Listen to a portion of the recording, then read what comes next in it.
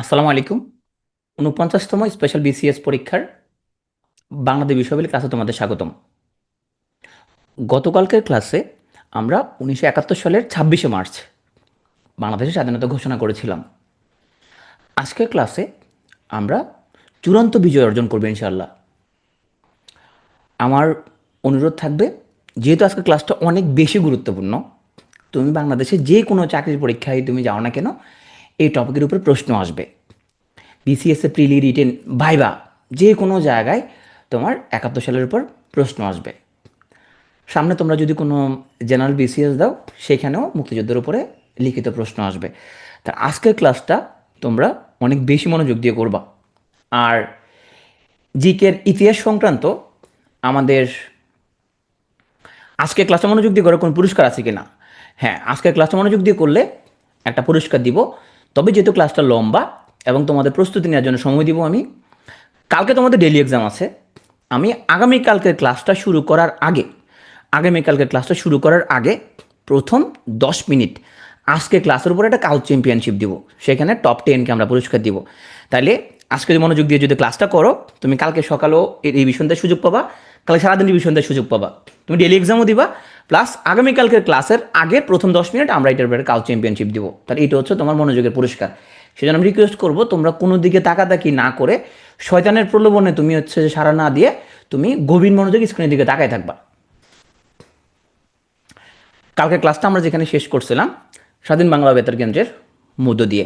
আচ্ছা, এখানে একটা ব্যাপার বলি, সেটা হচ্ছে কালকে আমি এখানে বেলাল আহমেদ ছিল আমাদের স্লাইডের মধ্যে, পরে আমি ঠিক করে দিচ্ছি এখানে এটা হলো বেলাল মোহাম্মদ। হ্যাঁ, ওনার নামটা অবশ্যই ভুল করা উচিত হয় না, কারণ এই বেলাল মোহাম্মদ বাড়ি কিন্তু আমার যেখানে জন্ম সেই সন্দ্বীপে। তো এখান থেকে আমরা এই জন্য স্লাইডটা আমরা রাখছি। তাহলে স্বাধীন বাংলা বেতার কেন্দ্র তার সেন্টার ছিল এখানের মধ্যে কয়টা ভাষায় তার প্রোগ্রামগুলো হইতো, বাংলা, ইংরেজি এবং উর্দু, তিনটা ভাষাতেই তার প্রোগ্রামগুলো হইতো। তাহলে পত্রিকা পাঠ করেন বেলাল মোহাম্মদ, হ্যাঁ, নট বেলাল আহমদ। বেলাল আহমদ আমাদের ভুল ক্রমে কালকে স্লাইডে থেকে গেছে। তো এই স্বাধীন বাংলা বেতার কেন্দ্রটাই মূলত 6 ডিসেম্বর 1971 সালে এটা বাংলাদেশ বেতার নামে পরিচিতি লাভ করে, নামটা চেঞ্জ করে ফেলা হয়। এবং বাকিটুকু আমরা কালকে আলোচনা করছিলাম। মনে রাখবা, আমাদের ইতিহাসে গুরুত্বপূর্ণ ব্যক্তিদের মধ্যে যারা সাম্প্রতিক সময়ে যারা মারা যান, তাদের সাহিত্যকর্ম, তাদের কোনো গান, তাদের কোনো সিনেমা, এগুলো একটু গুরুত্ব দিয়ে পড়বা, তারা কোনো পুরস্কার পাইলে। হ্যাঁ, তাহলে আমাদের রাইটারদের মধ্যে তোমরা জানো, কবিদের মধ্যে হেলাল হাফিজ তোমার মারা গেছে, বেশি দিন হয় নাই, তাই না? তাহলে ওনাকে একটু আমরা পড়বো। আবার উনি পুরস্কার পাইছে, একুশে পদক। শহীদ জহির আগে মারা গেছে, যেহেতু একুশে পদক পাইছে উনি, তাহলে ওনার সাহিত্যগুলো পড়তে হবে। তাহলে কিন্তু তুমি পেয়ে যাবা আধুনিক যুগের সাহিত্য কাদের কাদের পড়তে হবে। স্বাধীন বাংলা বেতার কেন্দ্রের একজন কণ্ঠযোদ্ধা সুজয় শ্যাম, উনি মারা যান গত বছর 2024 সালে। তাহলে ওনার করা উল্লেখযোগ্য গানগুলির মধ্যে আছে একটা গান তুমি জানো, সেটা হচ্ছে রক্ত দিয়ে নাম লিখেছি। এই নামটা তোমরা মোটামুটি সবাই জানো, এই জন্য আমি এটা সবুজ কালি দিয়ে রাখছি, যেহেতু এটা সবচেয়ে বিখ্যাত গান। তাহলে রক্ত দিয়ে নাম লিখেছি, এটা মনে রাখলে হবে। এটা হচ্ছে কণ্ঠযোদ্ধা সুজয় শ্যামের একটা উল্লেখযোগ্য গান। দেখো, তাইলে দেশে একটা এখন ভয়ঙ্কর অবস্থা। 25 মার্চ কালো রাতে পাকিস্তানের একযোগে ঢাকা বিশ্ববিদ্যালয়, পিলখানা এবং ঢাকা শহরের আরও অনেক জায়গায় একযোগে তারা অপারেশন সার্চলাইট শুরু করে শত শত মানুষকে হত্যা করে ফেলে। মানুষ খুব হতভম্ব হয়ে গেছে যে এটা কি হচ্ছে এটা। হ্যাঁ, 26 মার্চ সকালবেলা মানুষ, একজন খুব তরুণ একজন আর্মি অফিসার, তার মুখে স্বাধীনতার ঘোষণা শুনে মানুষ বুঝতে পারে যে শেখ মুজিবুর রহমানকে গ্রেফতার করা হয়েছে। মানুষ খুবই দিগ্ভ্রান্ত, কই যাবে, কেউ নাই, আওয়ামী লীগের নেতারাও কেউ নাই, সবাই ভারতে। এখন নেতৃত্ব দিবে কে, কি করবে অবস্থায়? মানুষ হতবুদ্ধি। এর মধ্যে 8 দিন হয়ে গেছে, বিভিন্ন জায়গায় মানুষ প্রতিরোধ শুরু করছে, কিন্তু এভাবে আসলে বিচ্ছিন্ন প্রতিরোধ করতে লাভ হবে না। এই প্রতিরোধটা, এটা একটা অর্গানাইজড হইতে করতে হবে। এই অর্গানাইজড হইতে প্রতিরোধ করার জন্য ইস্ট বেঙ্গল রেজিমেন্টের ঊর্ধ্বতন কর্মকর্তা সহ আর 27 জন কর্মকর্তাকে নিয়ে হবিগঞ্জের মাধবপুর উপজেলার তেলিয়াপাড়া চা বাগানে কয় তারিখে, 4 এপ্রিল স্বাধীনতা যুদ্ধের প্রথম বৈঠক অনুষ্ঠিত হয়। 1 সপ্তাহ হয়ে গেছে মোটামুটি। 4 এপ্রিল এই বৈঠকে মুক্তিযুদ্ধের সমগ্র রণাঙ্গনকে 4টা সেক্টরে ভাগ করেন মুক্তিযুদ্ধের প্রধান সেনাপতি জেনারেল আতাউল গনি ওসমানী। উনি কিন্তু তখন রিটায়ার্ড হয়ে গেছিলেন, কিন্তু উনি দেশের প্রয়োজনে কিন্তু আবার অস্ত্র ধরলেন। 11 এপ্রিল তাজউদ্দিন উনি আরও 3টা সেক্টর অ্যাড করে, সব মিলে 7টা সেক্টর। পরবর্তীতে জুলাই মাসে তোমার আরও 4টা সেক্টর অ্যাড হয়ে মোট 11টা সেক্টর হয়। তাইলে মুক্তিযুদ্ধের 11টা সেক্টর ছিল, 64টা সাব সেক্টর ছিল। যে কোনো বিপ্লব অধ্যয়ন করার সময় তুমি যদি জাস্টিস করতে চাও, তাহলে দেখবা রণাঙ্গনে কারা ছিল, কাদেরকে ত্যাগ স্বীকার করতে হয়েছে। কারণ বিপ্লবের পরবর্তী সময়ে ও বিপ্লবটা তোমার হচ্ছে যে এটা ফল ভোগ করার লোকের কোনো অভাব হয় না। আমাদের মুক্তিযুদ্ধ সেম, আমাদের মুক্তিযুদ্ধ জাস্ট দেশ স্বাধীন হওয়ার পরে কলকাতা থেকে যারা চলে আসছে, তখন ওরাই মোটামুটি মুক্তিযুদ্ধের প্রধান স্টেক হোল্ডার হয়ে গেল। ওরাই সব সুযোগ সুবিধা নেওয়া শুরু করলো। ওরাই বললো যে আমরাই তো করে ফেলতে স্বাধীন, আমরা কলকাতা থেকে এখানের মধ্যে মেশিন গান মারছি এবং মেশিন গানের মাধ্যমে স্বাধীন হয়ে গেছে। আমরা ওখান থেকে জিন পাঠাইছি, কালো জাদু করছি, কালো জাদুর মাধ্যমে আমরা স্বাধীন করে ফেলছি। আমরা সব কিছু খাবো, আমরাই মুক্তিযোদ্ধা। এখানে যারা যুদ্ধ করছে ওরা নাথিং, ওরা কিছু করে না। আমরা ওখান থেকে জাদু টনা করছি, জাদু টনা করার মাধ্যমে স্বাধীন করে ফেলছি। এবং পরবর্তী 50 বছর কিন্তু এখানের মধ্যে আমরা এই জিনিসগুলোই দেখতে পাবো। ইনফ্যাক্ট আমাদের কিছুদিন আগেও যিনি মুক্তিযুদ্ধ বিষয়ক মন্ত্রী ছিল, মোজাম্মেল সাহেব, এবং আরও যারা ছিলেন তাদেরকে আমরা হচ্ছে যে সাব্যস্ত করছি এরা আসলে কেউ যুদ্ধ করে না, রণাঙ্গনে কেউ আসে না এরা। তো ওরা আসলে সাপোর্ট যেটা করছে, কলকাতা থেকে অনেকে জাদু টানা করছে এরকম। তো আমরা এখানে আমাদের মূলত রণাঙ্গনের যোদ্ধা যারা তাদেরকে আমরা এখন পড়বো। এতদিন তো আমরা মূলত জাদু টানা করছে যারা তাদেরকে অনেক বেশি পড়ছে। তো 6 এপ্রিল 1971 দিল্লি পাকিস্তান হাই কমিশনে কর্মরত KM শিহাবুদ্দিন, উনি ছিলেন সেকেন্ড সেক্রেটারি, এবং প্রেস অ্যাটাচে ছিলেন আমজাদুল হক। ওনারা বললো, দেখো ওনারা কিন্তু পাকিস্তান সিভিল সার্ভিসে জব করতেছে, ফরেন ক্যাডার, কিন্তু ওনারা কিন্তু ফরেন ক্যাডারের। তাহলে পাকিস্তান সিভিল সার্ভিসের ফরেন ক্যাডারের অফিসার বললো আমরা বাংলাদেশের প্রতি আনুগত্য প্রদর্শন করলাম, ওরা পদত্যাগ করলো। এটা এটা বিশাল একটা ব্যাপার। তখন তো বাংলাদেশ স্বাধীনতা অর্জন করতে পারে নাই, যুদ্ধ চলতেছে, মাত্র শুরু হয়েছে একটা যুদ্ধ। হ্যাঁ, এখানের মধ্যে বাংলাদেশ স্বাধীন হবে এটারও কোনো গ্যারান্টি নাই। হ্যাঁ, কারণ পাকিস্তান আর্মি খুবই শক্তিশালী আর্মি, স্বাধীন হবে এরকম কোনো গ্যারান্টি নেই। কিন্তু ওনারা বাংলাদেশের প্রতি আনুগত্য প্রদর্শন করে পদত্যাগ করলেন। এটাই কোনো বাঙালি কূটনীতিকের প্রথম পদত্যাগ। চলো এখন মুক্তিযুদ্ধ প্রপারলি পরিচালনা করার জন্য একটা সরকার ফর্ম করা লাগবে। এই সরকারের ফর্ম হলো কোথায়? ত্রিপুরার রাজধানী আগরতলায়। ঘটনার সময় 10 এপ্রিল। তার এই সরকারের কী কী নাম? মুজিবনগর সরকার বা প্রবাসী সরকার বা অস্থায়ী সরকার, বাংলাদেশের প্রথম সরকার বা গভর্নমেন্ট ইন এক্সাইল। 10 এপ্রিল 1971 সালে গণপ্রজাতন্ত্রী বাংলাদেশ সরকার ঘোষিত হয়। এখন যেহেতু সরকার, এই যে এখন যে জুলাইয়ের ঘোষণাপত্র নিয়ে এত কথা, হ্যাঁ, বলে একটা বিপ্লবের ঘোষণাপত্র, তাইলে যদিও জুলাই এবং 1971 কোনোভাবে কম্পেয়ারেবল না, দুই জিনিস, হ্যাঁ, একেবারে কম্পেয়ারেবল না। 71 হচ্ছে আমার স্বাধীনতা যুদ্ধ, অনেক বড় ক্যানভাসের যুদ্ধ, যেখানে আমরা একটা নতুন দেশ পাইছি। তারপরও আমরা কনসেপ্ট ধরার জন্য, জাস্ট তুমি বোঝার জন্য সে বললাম যে একটা বিপ্লব বা যুদ্ধের এখানে একটা ঘোষণাপত্র থাকে। তার আমাদের স্বাধীনতার ঘোষণাপত্র আমরা 10 এপ্রিল 1971 সালে মুজিবনগর সরকার তারা গ্রহণ করলো। এটা আনুষ্ঠানিকভাবে এখনও কিন্তু পাঠ করব না, সেটা আমরা আরও 7 দিন পরে পাঠ করব। এখন এই যে স্বাধীনতার ঘোষণাপত্র, এটা কার্যকর হচ্ছে ভূতপূর্ব মানে আর 26 মার্চ থেকে কার্যকর ধরা হয়। তাহলে যদি বলা হয় যে গণপ্রজাতন্ত্রী বাংলাদেশ কখন থেকে, 26 মার্চ থেকে আমরা স্বাধীন, তাহলে 26 মার্চ 1971 থেকে বাংলাদেশ স্বাধীন। ওইটা এই জন্য ওটা স্বাধীনতা দিবস। 16 ডিসেম্বর হচ্ছে আমাদের বিজয় দিবস, ওই দিনে আমরা চূড়ান্ত বিজয় অর্জন করছি। তাহলে আশা করি বুঝতে পারছো স্বাধীনতা দিবস কী জিনিস, বিজয় দিবস কী জিনিস। 16 ডিসেম্বর চূড়ান্ত বিজয়, আর 26 মার্চ আমাদের স্বাধীনতা দিবস। তাহলে ওই দিন থেকে আমরা স্বাধীন। সেটা আমার সরকার আছে আমাদের, তো সরকার থাকলে তার সংবিধানও লাগবে। তাইলে যেহেতু তখন পার্লামেন্টের মেম্বাররা বসে ওরকম কোনো সংবিধান বানান নাই, তাহলে আমাদের স্বাধীনতা ঘোষণাপত্রটা ছিল প্রথম অন্তর্বর্তীকালীন সংবিধান, যেটা 26 মার্চ 1971 থেকে বঙ্গবন্ধু দেশে ফেরত আসা পর্যন্ত কার্যকর ছিল। এবং বঙ্গবন্ধু যখন 10 জানুয়ারি ফেরত আসলেন, 10 জানুয়ারি উনি ফেরত আসলেন, পরদিন উনি অস্থায়ী সংবিধান আদেশ জারি করেন। তাহলে ওইটা হচ্ছে দ্বিতীয় অন্তর্বর্তীকালীন সংবিধান। এবং আমরা জানি যে 16 ডিসেম্বর 1972 সালে বাংলাদেশের নতুন সংবিধান কার্যকর হয়। তখন থেকে আমরা এখন যে 72 সংবিধান বলে ওইটাই। ওকে, তাহলে এর আগে প্রথম অন্তর্বর্তীকালীন সংবিধান হচ্ছে স্বাধীনতা ঘোষণাপত্র, দ্বিতীয় অন্তর্বর্তীকালীন সংবিধান হচ্ছে অস্থায়ী সংবিধান আদেশ। মুজিবনগর সরকার সদস্য ছিল 6 জন। রাষ্ট্রপতি শাসিত সরকার ছিল, যেটা এই এই এই বিসিএস আসছে, 48 বিসিএস এ কোশ্চেনটা আসছে। এখানে মন্ত্রণালয় বা বিভাগ ছিল 12টা, সচিব ছিল মোট 10 জন। তো মুজিবনগর সরকার 17 এপ্রিল, দেখে একটা সরকার ফর্ম হয় প্রথমে। ফর্ম হওয়ার পরে তারা এরপর শপথ নেয় না। শপথ না নিলে তখন এটা আনুষ্ঠানিকভাবে আমরা বলতে পারবো না তারা দায়িত্ব নিচ্ছে। শপথ গ্রহণের পরে সে আনুষ্ঠানিকভাবে দায়িত্ব শুরু করে 7 দিন পরে, 17 এপ্রিল, কোথায়? মেহেরপুর জেলার ভবেরপাড়া গ্রামের বৈদ্যনাথ তলায় মুজিবনগর সরকার শপথ গ্রহণ করে। তাইলে ওই বৈদ্যনাথ তলার এখন ওই যে জায়গাটার নাম এখন হচ্ছে কি, এখন জায়গাটার নাম হচ্ছে মুজিবনগর। প্রথমে নির্ধারিত ছিল চুয়াডাঙ্গা, পরে সেখানে শত্রু হামলা করতে পারে সে ভয়ে তখন মেহেরপুর জেলা ভবেরপাড়া নাম গ্রামে বৈদ্যনাথ তলায় এখানে শপথ গ্রহণ করা হয়। এবং এই দিন স্বাধীনতা ঘোষণাপত্র আনুষ্ঠানিকভাবে পাঠ করা হয়। তাহলে এই দিন থেকে স্বাধীন বাংলাদেশের আনুষ্ঠানিক যাত্রা শুরু হয়, যদি সরকার শপথ গ্রহণ করে ফেললো। শপথ বাক্য পড়ান অধ্যাপক ইউসুফ আলী এবং অনুষ্ঠানটা পরিচালনা করেন আব্দুল মান্নান।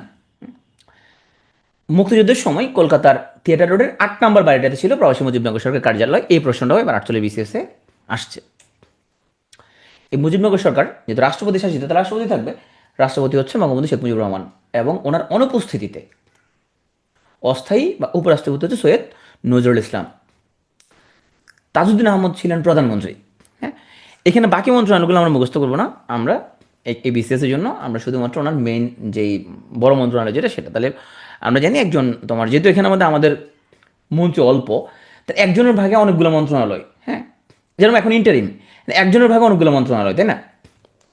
তাহলে উনি প্রধানমন্ত্রী ছাড়াও শিক্ষা, স্বাস্থ্য, তারপর লোকাল গভর্নমেন্ট এবং প্ল্যানিং মিনিস্ট্রি সবগুলো ওনার আন্ডারে ছিল। প্রতিরক্ষা ইউজুয়ালি প্রধানমন্ত্রীর আন্ডারে থাকে। তাহলে তাজউদ্দিন আহমেদ ছিলেন প্রধানমন্ত্রী, ক্যাপ্টেন মনসুর আলী অর্থমন্ত্রী, এইচ এম কামরুজ্জামান উনি ছিলেন স্বরাষ্ট্রমন্ত্রী, আর খন্দকার মোস্তাক উনি ছিলেন পররাষ্ট্র আইন ও সংসদ বিষয়ক মন্ত্রী। আর ইতিহাস অধ্যয়ন করার সময় একটা জিনিস মনে রাখবা, ছেলেরা প্রেমিকাকে কিন্তু সবসময় মনে রাখে। কি বলো?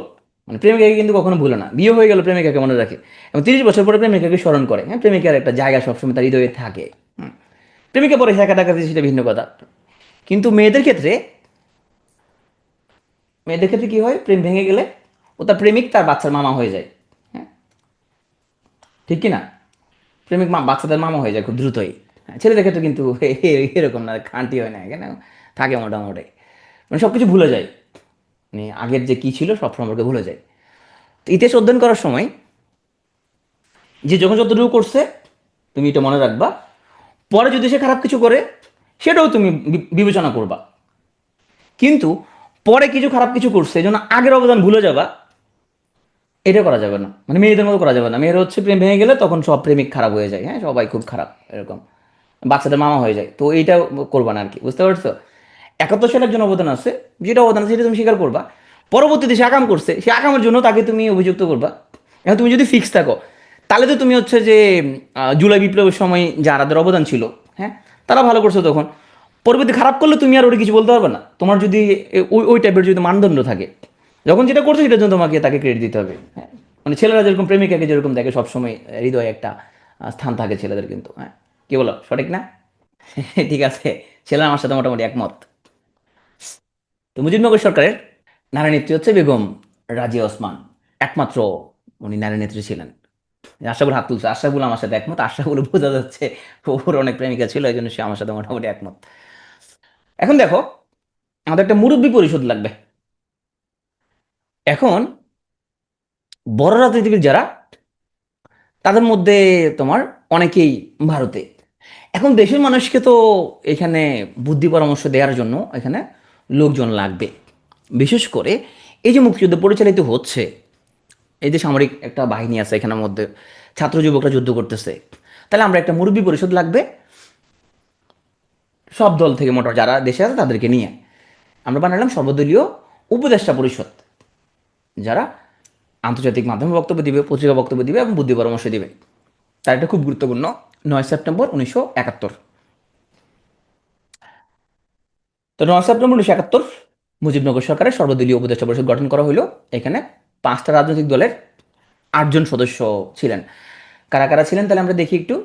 ন্যাপ থেকে মাওলানা আব্দুল হামিদ খান ভাসানী, আওয়ামী লীগ থেকে তাজউদ্দিন আহমেদ, খন্দকার মোস্তাক।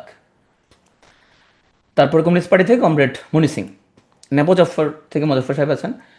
তারপরে কংগ্রেস থেকে শ্রী মনোরঞ্জন ধর।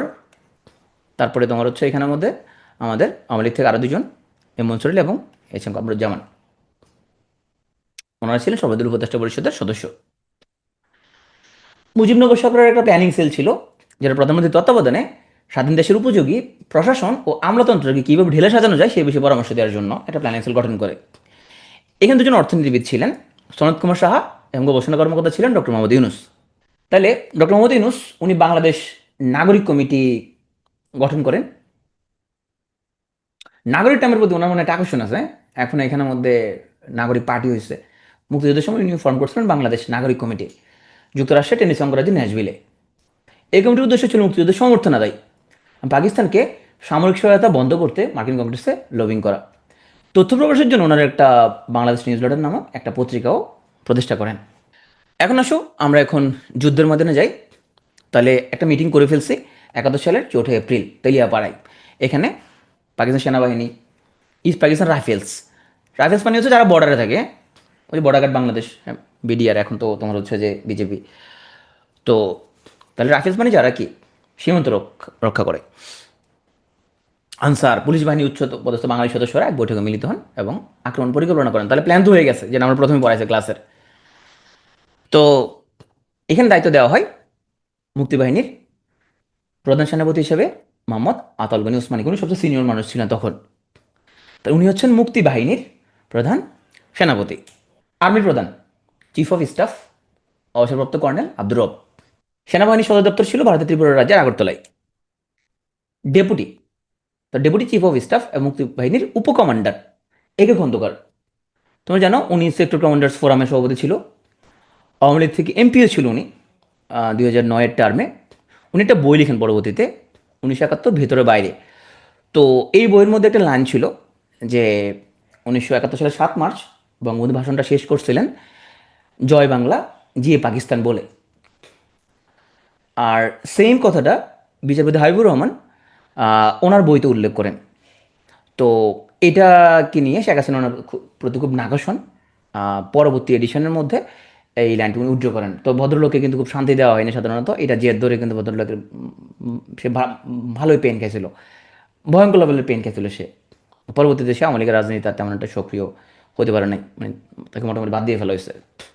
18 এপ্রিল মুজিবনগর সরকারের প্রতি আনুগত্য স্বীকার করে ভারতের কলকাতায় পাকিস্তানের দূতাবাসে সর্বপ্রথম বাংলাদেশের মানচিত্র খচিত পতাকা উত্তোলন করেন তৎকালীন Kolkata deputy high commissioner M Hossain Ali. তাহলে 18 এপ্রিল এম হোসেন আলী উনি কলকাতা পাকিস্তান দূতাবাসে প্রথম বাংলাদেশের পতাকা উত্তোলন করেন। এইটাও একটা অনেক বড় একটা ইভেন্ট, কারণ দূতাবাসে তোমার পাকিস্তানের পতাকার বদলে বাংলাদেশের পতাকা উঠে যাওয়া, হ্যাঁ, এটা তো তোমার ছোটোখাটো ঘটনা না, অনেক বড় একটা ঘটনা। আতাউল গনি ওসমানীকে আমরা একটু ডিটেলসে বলবো। ও যে বললাম গত 15 বছরে শেখ হাসিনা যাদেরকে আমাদেরকে তোমার মানে যাদেরকে পড়াটা মোটামুটি নিষিদ্ধের পর্যায়ে ছিল, তাদের মধ্যে সোজা বাংলায় এখানে শেখ হাসিনা যাদেরকে পছন্দ করতো না, মুক্তিযুদ্ধের মেইন যে রণাঙ্গনে যোদ্ধা, এদের কাউকে হচ্ছে পড়া যাবে না, সিস্টেমটা এরকমই ছিল। আতাউল গনি ওসমানীকে আমরা আগে খুব একটা পড়াই নাই, কারণ ওনার উপর প্রশ্ন আসতো না। এখন ওনার উপর প্রশ্ন আসবে, তো ওনার উপর তোমাকে ডিটেলস পড়তে হবে, যারা প্রকৃত যুদ্ধ ওদেরকে তোমাকে পড়তে হবে, হ্যাঁ।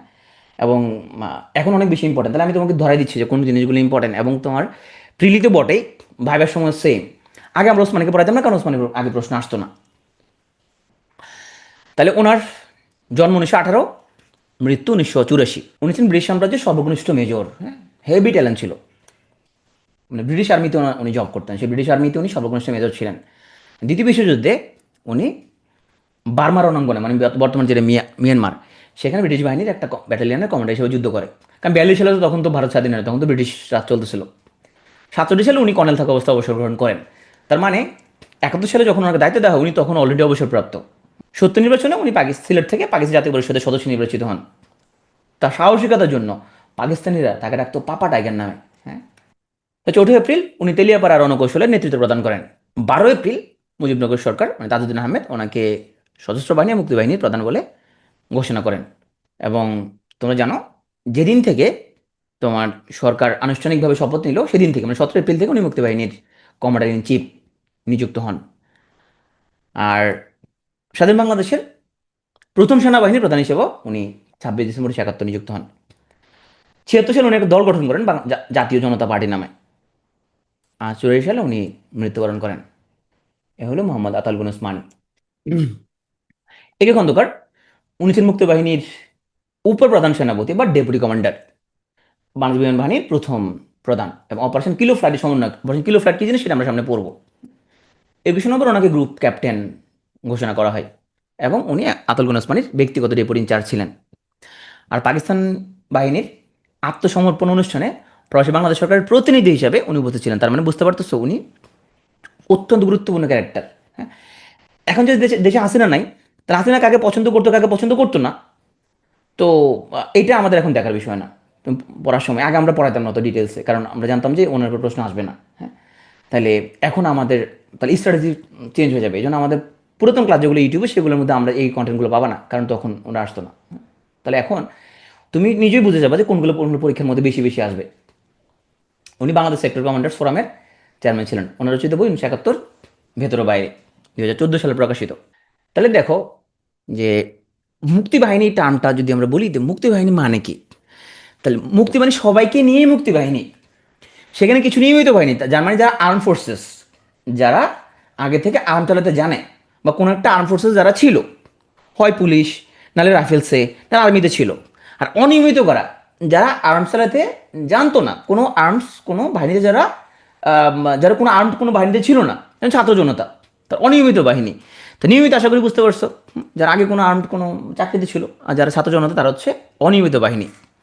তা নিয়মিত বাহিনীর মধ্যে যারা আগে থেকেই কোনো একটা আর্মড কোনো একটা বাহিনীর সদস্য, তারা নিয়মিত বাহিনী। সেখানে সেক্টর ট্রুপস এবং ব্রিগেড ফোর্স।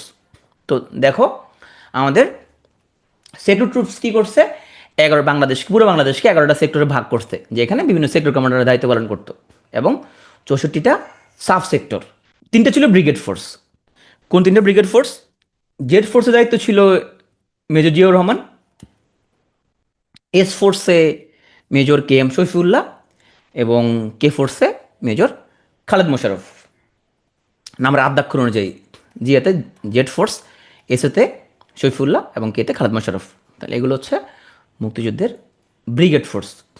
অনিয়মিত বাহিনী কি? ছাত্র যুবকরা, এবং গেরিলা পদ্ধতিতে যুদ্ধ করার জন্য এদেরকে প্রশিক্ষণ দেওয়া হয়েছিল। এবং এই অনিয়মিত বাহিনীর সরকারের নামটা হচ্ছে গণবাহিনী। তাহলে এগুলো খুব গুরুত্বপূর্ণ টপিক কিন্তু, যে মুক্তিবাহিনী মানে যেখানে নিয়মিত অনিয়মিত সবাই, ছাত্র জনতা ছাড়াও যেখানের মধ্যে আমাদের sector troops and brigade force, সবাইকে নিয়ে হচ্ছে আমাদের মুক্তিবাহিনী। আর নিয়মিত বাহিনীর মধ্যে সেক্টর ট্রুপস এবং ব্রিগেড ফোর্স। ওকে, 3টা ব্রিগেড ফোর্স ছিল, খুব গুরুত্বপূর্ণ। আসো আমরা এখন পুরো দেশকে ভাগ করি 11টা সেক্টরে। এখন সেক্টরগুলো পড়ার আগে তুমি তোমার হৃদয়ে আগে একটা ম্যাপ এঁকে ফেলবা। হ্যাঁ, তোমার হৃদয়ে ম্যাপটা আঁকবা। হৃদয়ে ম্যাপটা আঁকার পরে তারপরে তুমি হচ্ছে যে লোকেশনগুলো চিন্তা করবা, তারপরে তুমি সেক্টর কমান্ডারগুলো পড়বা। তো প্রথম আসো বাংলাদেশের 1 নম্বর এলাকা কোনটা? তোমরা জানো চিটাং সেরা, তাই না? তাহলে চিটাং 1 নম্বর এলাকায়, দেখো চিটাং সেরা 1 নম্বর এলাকার জন্য ওরা তখন চিন্তা করি 1 নম্বরকে আগে দিবে। তো তখন ওরা বুঝতে পারছে চিটাং সেরা, সেই জন্য 1 নম্বর চিটাগাং। এখান দিয়ে দেখো পরে চিটাগাং এবং হিল ট্র্যাক্স 1 নম্বর আছে। হ্যাঁ, নোয়াখালী কুমিল্লা, দেখো এখান দিয়ে 2 নম্বর এরা। নোয়াখালীর লোক, কুমিল্লার লোকজনেরা 2 নম্বর, এই 2 নম্বরে পড়ছে এখান দিয়ে। ঢাকাও আছে কিন্তু, তাই না? ঢাকা শহর আছে এখান দিয়ে। তাহলে ঢাকা জেলা যদি ধরে 2-এ পড়ছে, 3-এও পড়ছে। ঢাকা জেলা 2-এ পড়ছে, পড়ছে আবার কি 3-এও পড়ছে। তবে ঢাকা শহরটা এখানের মধ্যে আমরা মেনলি 2-এ পড়ছে। 4-5 দেখো এটা কই, এটা সিলেট। তুমি আগে হৃদয়ের মধ্যে আগে তুমি সাজাও এখানের মধ্যে কোনটা কোন এলাকা। এরপর আমরা 6 নম্বরের দিকে চলে যাই একটু। 6 নম্বর কোনটা পড়ছে? এই উত্তরবঙ্গ, তোমার হচ্ছে যে পঞ্চগড় দিনাজপুর এগুলা। হ্যাঁ, তুমি একটু পরে আসো, সাথে আসো বগুড়া রাজশাহী ওসব এলাকা, তাই না? তাইলে 28 যশোরের এলাকাগুলো, নয় কি এগুলা বরিশাল খুলনা এলাকাগুলো। তাহলে এই যে তুমি জাস্ট কল্পনা করো যে এখানের মধ্যে কোন কোন এলাকা কোথায় কোথায় পড়ছে আগে। হ্যাঁ, 10-এ কোনটা? 10 হচ্ছে সামুদ্রিক এলাকাগুলো। হ্যাঁ, এই যে আমার বাড়ি এখানে, এই যে সন্দ্বীপ, এই যে আমার বাড়ি হচ্ছে এখানে। কে এরা সবুজ করে দিল কেন? না, এটা এটা লাল হবে, এটাকে এটা তো 1 নম্বর, এটা কি বলো? ওকে, তাহলে 10 নম্বর হচ্ছে আমাদের নৌ বাহিনী ছিল 10 নম্বরে। তো যাই হোক, এখানের মধ্যে আমাদের কিশোরগঞ্জ এবং ময়মনসিংহ মানুষজন একটু মনে মাইন্ড করছে, ওদেরকে আমরা কিছু দেই নাই কেন, ঠিক আছে তোমরা একদম মন খারাপ করার কিছু নেই, তোমাদেরকে দিলাম একটা 11 নাম্বার, যাও তোমরা 11। ওরা আবার কয় ভাই আমাদেরকে কিশোরগঞ্জ ওইগুলো কি দিবেন না এই কিছু। তো আমরা তাইলে তাহলে প্রথমে আগে তুমি একটা আনুমানিক একটা ম্যাপ সাজাও। তাহলে আমি এখন কিন্তু নির্দিষ্ট করে বলি নাই, জাস্ট অনুমান করছি কোন কোন জায়গায় আছে, জাস্ট অনুমান নির্ভর একটা আগে হৃদয় আগে ম্যাপ আগে ফেলছি। এখন আমরা স্পেসিফিক্যালি পড়ি চলো। 1 নম্বরে পড়ছে আমাদের চট্টগ্রাম, 2 নম্বরে আমাদের নোয়াখালী, কুমিল্লা এবং ঢাকার কিছু অংশ পড়ছে। হ্যাঁ,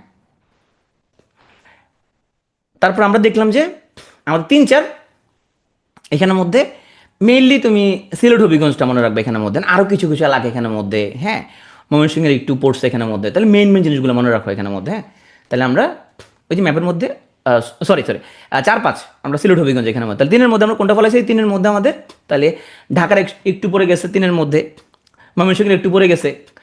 হ্যাঁ, তাহলে ঢাকার একটু পড়ছে, ময়মনসিংহের একটু পড়ছে, মানে কিশোরগঞ্জটা এদিকে একটু পড়ে গেছে। ময়মনসিংহের বাকিটুকুকে আমরা একদম 11 নম্বরে ফলাই দিব। তা 4-এ পড়ছে, 4-5 মিললে আমাদের 4-5 মিললে আমাদের সিলেট হবিগঞ্জ। তুমি ম্যাপ দেখে তুমি কল্পনা করো। 6 নম্বর আমরা উত্তরবঙ্গে চলে গেছি, একদম রংপুর, দিনাজপুর, ঠাকুরগাঁর দিকে চলে গেছি। সাথে আমরা কোথায় আসছি, বগুড়া এবং বগুড়ার আশেপাশে, বগুড়া, রাজশাহী এখানে আসছি আমরা। 8-এ কি আসছি আমরা, কুষ্টিয়া, যশোরে আসছি 8-এ। 9-এ আমরা কি তোমার সমুদ্র তীরবর্তী, আমরা এখানের মধ্যে বরিশাল, পটুয়াখালী, খুলনা এখানে চলে আসছি। 10-এর কোনো আঞ্চলিক সীমানা নেই, এটা হচ্ছে আমাদের নো সেক্টর। আর 11 নম্বর, যেহেতু ময়মনসিংহের লোকজন অনেক মাইন্ড করছে ভাই আমাদেরকে ভাই ফালাই দিয়েছেন কেন এখানের মধ্যে, তো ময়মনসিংহের আমরা হচ্ছে যে ওদেরকে আমরা 11 নম্বর সেক্টর দিতেছি এবং ওদেরকে আমরা টাঙ্গাইলটাও দিলাম ওইখান দিয়ে। তাহলে কিশোরগঞ্জ, যেটা কিশোরগঞ্জ এখানের মধ্যে কোথায় পড়ছে মেইনলি, এই যে কিশোরগঞ্জ এই দিক দিয়ে, তাই না, এখান থেকে কিশোরগঞ্জ, তাহলে কিশোরগঞ্জ 3 নম্বর পড়ে গেছে। আর কিশোরগঞ্জ বাদে ময়মনসিংহের বাকিটুকু আমরা 11 নম্বরে ফলাইছি। তাহলে এইভাবে তুমি আগে কল্পনা করবে যে কোনটা কোনটা পড়ছে, কোনটা কোনটা পড়ছে, আমার নিজের জেলা কোথায় পড়ছে, কোন জায়গায় পড়লো, হ্যাঁ এভাবে কল্পনা করবা। সেক্টর কমান্ডারগুলোর মধ্যে আমরা সেক্টর কমান্ডারগুলো একটু আলাদা করে পড়ি। তুমি এমনি মুখস্থ করতে পারো, তুমি এরকম ছন্দ দিয়ে মুখস্থ করতে পারো, যার যেমনে সুবিধা। তোমাকে এটা মাথায় ঢোকাও, জিয়ার খাস 10 বানুর ওজন শূন্যতা। তাহলে জিয়ার খাস 10 বানুর ওজন শূন্যতা। তাহলে জিতে জিয়াউর রহমান, তাহলে জিয়াতে জিয়াউর রহমান, হ্যাঁ। খাতে খালেদ মোশাররফ, শতে শৈফুল্লাহ, দতে দত্ত, সিআর দত্ত, শতে শকত আলী, বাতে হচ্ছে বাসার, নুতে হচ্ছে নুরুজ্জামান, ওকে, ওতে হচ্ছে ওসমান চৌধুরী, আবু ওসমান চৌধুরী, ওকে। তারপরে জতে জলিল, তারপরে শূন্য, শূন্য মানে কোনো এখানে নির্দিষ্ট কোনো সেক্টর কমান্ডার নাই, তাতে তাহের, হ্যাঁ এবার তুমি বসাও। তাহলে জিয়া 1 নাম্বার, খাতে খালেদ মোশাররফ 2, 3 শৈফুল্লাহ 3, ওকে। তারপরে দত্ত দত্ত 4, শতে শকত 5, পাতে বাসার 6, নুরুজ্জামান 7, ওসমান ওসমান চৌধুরী 8, তাইলে জলিল 9, তারপরে শূন্য, 10 নম্বর সেক্টর কোনো সেক্টর কমান্ডার নাই, তা তাহের 11 নম্বর সেক্টর, হ্যাঁ এইভাবে। এখন তুমি বলো ভাই এখানে শুধু একজন সেক্টর কমান্ডার লিখছেন কেন, উল্লেখযোগ্য যিনি ছিলেন তার নামটা এখানে রাখছি, হ্যাঁ পরীক্ষায়, কারণ একটা সেক্টর পুরো 9 মাস একজন আন্ডারে ছিল না, সেক্টর কমান্ডার কি চেঞ্জ হয়েছে। তা আমরা এখানের মধ্যে মানে উল্লেখযোগ্য যিনি ছিলেন তাকে এখানের মধ্যে রাখা হয়েছে, ওকে। তাইলে এখানের মধ্যে আমাদের এখন আসো আমরা একটু ডিটেলসে যাই। তাহলে 1 নং সেক্টর আয়তন সবচেয়ে বড় সেক্টর, এর সহজাত নাম হচ্ছে হরিণা, কমান্ডার মেজর জিয়া এবং আর কিছু কিছু সময় ছিল মেজর রফিকুল ইসলাম। 2 নম্বর সেক্টর এখানে ছিল K force, K force Khaled Mosharraf. কারণ তুমি ভুলে যাও সেই জন্য খালেদ মোশাররফ কোথায় যুদ্ধ করছে, ঢাকা শহরের দায়িত্ব ছিল উনি, তাহলে ঢাকা শহর 2 নম্বর সেক্টরে, তাহলে খালেদ মোশাররফ কে ফোর্স সবই 2 নম্বর সেক্টর, সদর দপ্তর ছিল মেলাঘর। তাহলে নোয়াখালী, কুমিল্লা এবং ঢাকা 3 নম্বর সেক্টর, এখানের মধ্যে মেইনলি ঢাকা জেলা এবং ময়মনসিংহ জেলার কিশোরগঞ্জ। এখন বাকিটুকু এখানের মধ্যে কুমিল্লার একটু আছে, এখানের মধ্যে সিলেটের একটু, এদিক সিলেটে একটু আছে এখান দিয়ে, হ্যাঁ তোমার ওইটুকু আমরা যাচ্ছি না। সদরতল হেজামারা, এটা সবচেয়ে বেশি উপ সেক্টর। 3 নম্বর সেক্টর এখানে যেহেতু কমান্ডার শফিউল্লাহ, তাহলে ডেস ফোর্স। 4 নম্বর sector, sector commander CR Datta এবং সিলেট জেলার অংশবিশেষ এখানের মধ্যে ছিল। সদর দত্ত প্রথমে করিমপুর, পরে মাসিমপুর।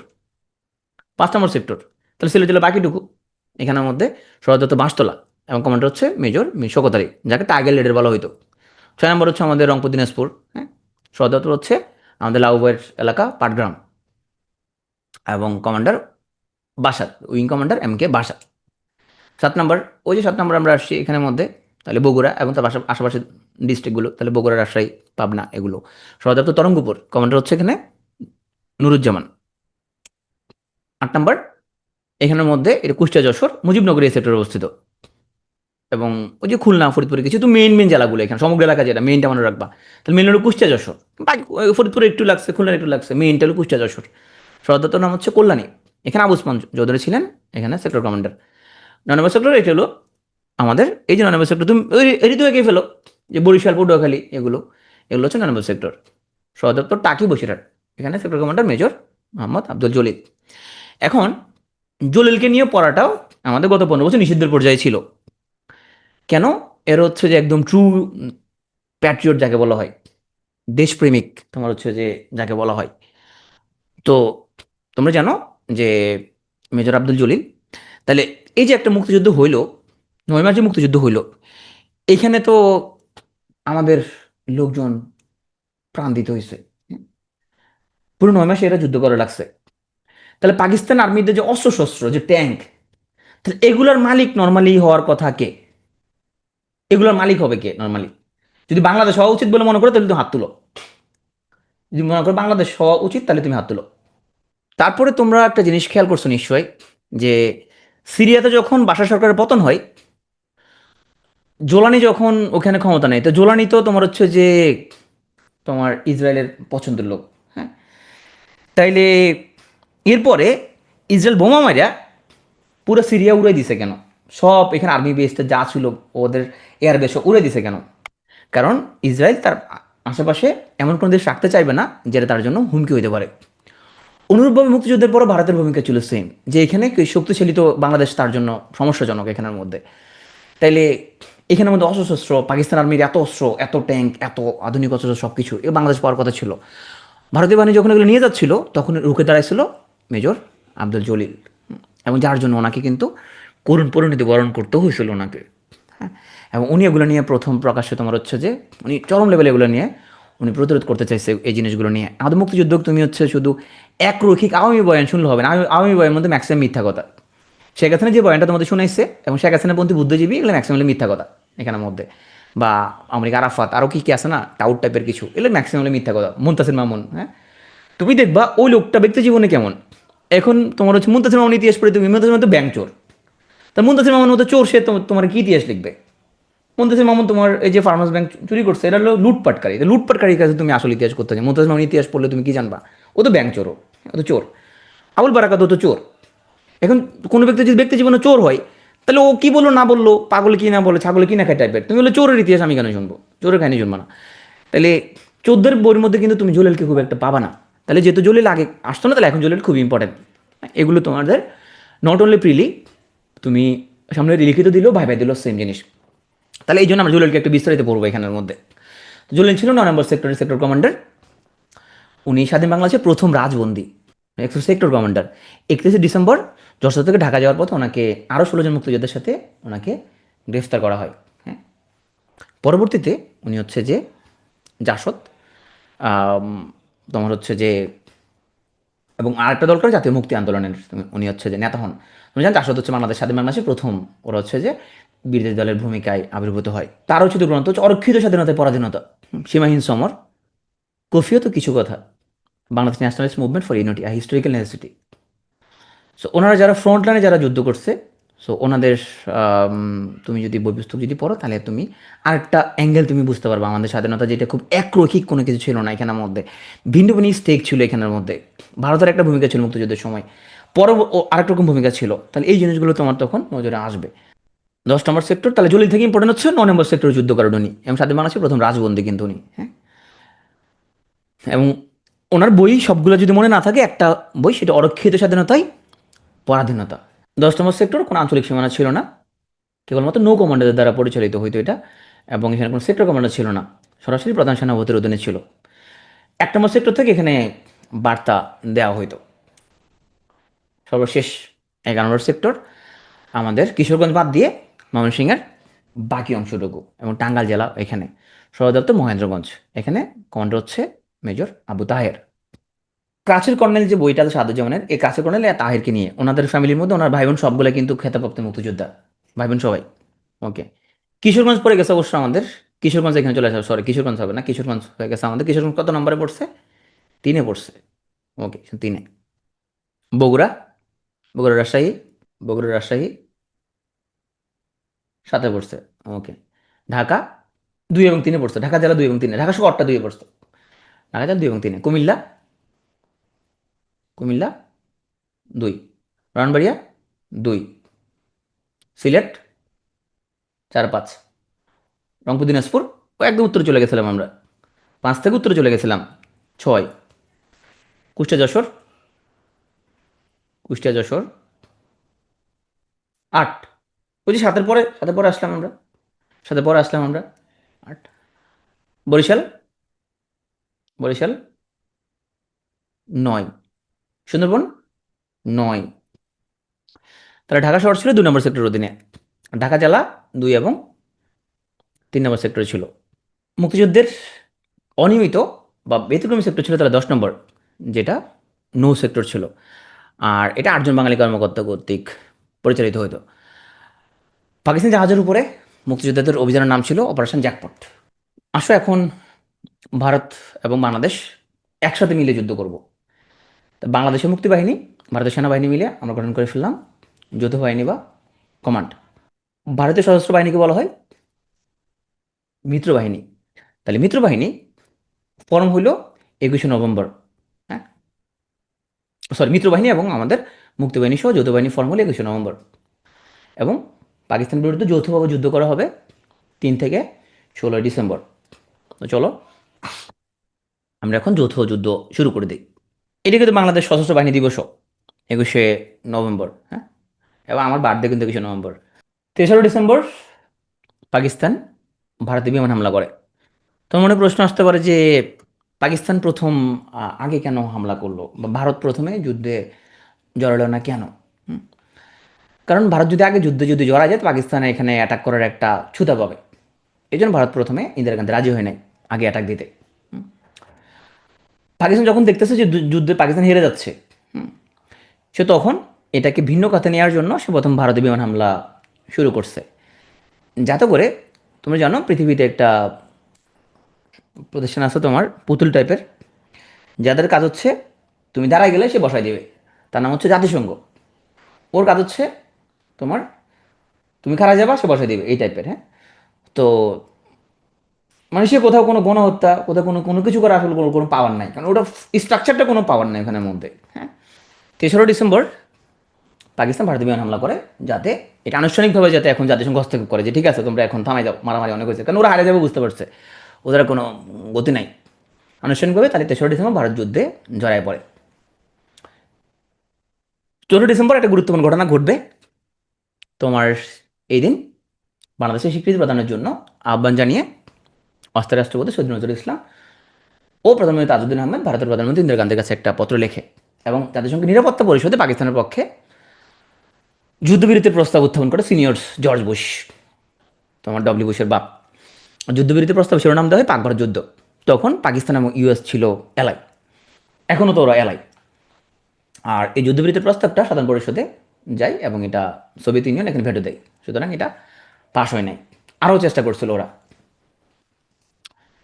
6 ডিসেম্বর প্রথম জেলা হিসেবে যশোর হানাদার মুক্ত হয়। ভুটান বাংলাদেশকে স্বীকৃতি দেওয়ার কয়েক ঘন্টা পরেই ইন্দিরা গান্ধী পাকিস্তানের সাথে সম্পর্ক ছিন্ন করেন এবং স্বাধীন সার্বভৌম রাষ্ট্র হিসেবে বাংলাদেশের স্বীকৃতি প্রদান করে। তাহলে প্রথম স্বীকৃতি দেয় কে? ভুটান, এরপরে ভারত। তাহলে আমরা দুটো স্বীকৃতি অলরেডি পেয়ে গেছি 6 ডিসেম্বর। এবং যৌথ আক্রমণের মুখে পাকিস্তানের সবকটা বিমান ধ্বংস হয়ে যায়। 6 ডিসেম্বর 71 পাকিস্তানের সব বিমান ধ্বংস হয়ে যায়, হ্যাঁ। তার প্রথম শত্রুমুক্ত জেলা হচ্ছে যশোর। যশোর লোকজনকে একটা স্যালুট দাও, হ্যাঁ। যশোর হচ্ছে তোমার সবচেয়ে বেশি ফুল উৎপন্ন হয় এখানের মধ্যে। যশোর মানে বোঝা যাচ্ছে খুবই সাহসী, শুধু ফুল উৎপাদনই করে না, এবং যশোর এখানে তারা প্রথম শত্রুমুক্ত করতে সক্ষম হয়। যশোর আমার খুব ভালো লাগে, যশোর লোকজন খুব শুদ্ধ ভাষায় কথা বলে, প্রমিত ভাষায় কথা বলে, হ্যাঁ, ভালো লাগে খুবই। আমি খুব প্রমিত বলতে পারি না, সেজন্য আমার কেউ খুব প্রমিত কথা বলতে দেখলে তোমার পেরেছিলাম খুব প্রমিত ভাষায় কথা বলে, আমি প্রমিত পারি না খুব একটা, যেহেতু আমি বাংলার স্টুডেন্ট না। যশোর লোকজন কথা খুবই সুন্দর, খুব শুদ্ধ ভাষায় কথা বলে ওরা। এই সময় একটা গুরুত্বপূর্ণ ঘটনা ঘটছে, মানে আমাদের মুক্তিযুদ্ধ, মানে এটা একটা, মানে বিশ্বের ইতিহাসে একটা বড় একটা ঘটনা এটা। কারণ বৃহৎ শক্তিগুলো, বিশেষ করে আমেরিকা কিন্তু সে চায় না বাংলাদেশ স্বাধীন হোক। সে তার সবচেয়ে শক্তিশালী যে জাহাজগুলো নিয়ে তার সপ্তম নৌবহর ছিল, এবং পাকিস্তানকে সহযোগিতা করার জন্য এই নৌবহরটা বঙ্গোপসাগরের দিকে আসছিল। এবং সপ্তম নৌবহরের তার সবচেয়ে বড় যে জাহাজটা ইউএসএস এন্টারপ্রাইজ, এখানে 75টা জঙ্গি বিমান ছিল, পারমাণবিক বোমা ছিল, মাই গড পারমাণবিক বোমা ছিল এখানের মধ্যে। কিন্তু ওরা যখন যাত্রা শুরু করছিল এখানের মধ্যে ভিয়েতনামের টংকিং উপসাগর থেকে, তখন তোমার ভারতের অনুরোধে রাশিয়া তখন বলতো তাদেরও একটা নৌবহর এদিকে আসবে। এটা যদি আসতো তাহলে কিন্তু বিশ্বযুদ্ধ লেগে যেত এখানের মধ্যে। পরে তারা এখান থেকে বিরত হয়। 12 ডিসেম্বর রাও ফরমানালের সভাপতিত্বে বুদ্ধিজীবী হত্যা নীল নকশা তৈরি করা হয়। 13 ডিসেম্বর পাকিস্তান তোমার হচ্ছে যে ওরা তো বুঝে গেছে ওরা পরাজিত হবে। ওরা বারবার বলতেছে আব্বা আমাদেরকে তো বাঁচান, আব্বু আমাদেরকে বাঁচান। ওরা বলতেছে আমেরিকাকে ভাই আমাদেরকে একটু বাঁচান। তো ওখানের মধ্যে আবারও তোমার প্রস্তাব পাশ হচ্ছে, কিন্তু রাশিয়া ভেটে দেওয়ার কারণে যুদ্ধবিরতি আর হয় নাই। 14 ডিসেম্বর এইখানে যে তোমার বেসামরিক সরকার ছিল, ডাক্তার মালিক মন্দির সবাই পদত্যাগ করে ওরা হচ্ছে যে হোটেল ইন্টারকন্টিনেন্টালে আশ্রয় গ্রহণ করে। আর হোটেল ইন্টারকন্টিনেন্টাল এটা দেশে প্রথম 5 তারকা হোটেল, যেটা যুদ্ধকালীন নিরপেক্ষ এলাকা। এটা পুরো নাম হচ্ছে তোমার, তোমরা জানো যে আগে ছিল শেরাটন গ্রুপের রূপসী বাংলা। 1 নম্বর মিন্টো রোডে অবস্থান, রমনাই। এবং 1971 সালে এটা ছিল no war zone. International red cross এটাকে নো ওয়ার জোন হিসেবে ঘোষণা করে। 14 ডিসেম্বর আল বদর ও আল শামস নামক দুটি ঘাতক বাহিনীর সহযোগিতায় হানাদার বাহিনী বুদ্ধিজীবীদের হত্যা করে। আমরা এখন দেখব মুক্তিযুদ্ধকালীন কিছু গুরুত্বপূর্ণ অপারেশন। অপারেশন ব্লিজ হচ্ছে বঙ্গবন্ধুর হাতে ক্ষমতা না দিয়ে সকল রাজনৈতিক কর্মকাণ্ড নিষিদ্ধ করে সামরিক শাসনে ফিরে যাওয়ার ষড়যন্ত্রী অপারেশন ব্লিজ। সার্চলাইট আমরা গতকালকে পড়ছি, পূর্ব পাকিস্তানে পাক সামরিক অভিযান। Big bird operation big bird, বঙ্গবন্ধুকে গ্রেপ্তার করে পাকিস্তানে তাদের বন্দী করার প্রক্রিয়ার নাম বিগ বার্ড। জ্যাকপট হচ্ছে নৌ কমান্ডারদের দ্বারা পরিচালিত গেরিলা অপারেশন। 10 নম্বর সেক্টর হয়েছিল এটা। অপারেশন কিলো ফ্লাইট, তাহলে বিমান বাহিনীর প্রথম ইউনিটের নাম ছিল কিলো ফ্লাইট, তাহলে ওদের যে অপারেশন সেটা হচ্ছে operation kilo flight. Operation close door, মুক্তিযুদ্ধের সময় সারা দেশে মানুষের কাছে অবৈধ অস্ত্র ছিল সেটা জমা দেওয়ার জন্য যে অভিযান পরিচালিত হয় সেটা ছিল অপারেশন ক্লোজ ডোর।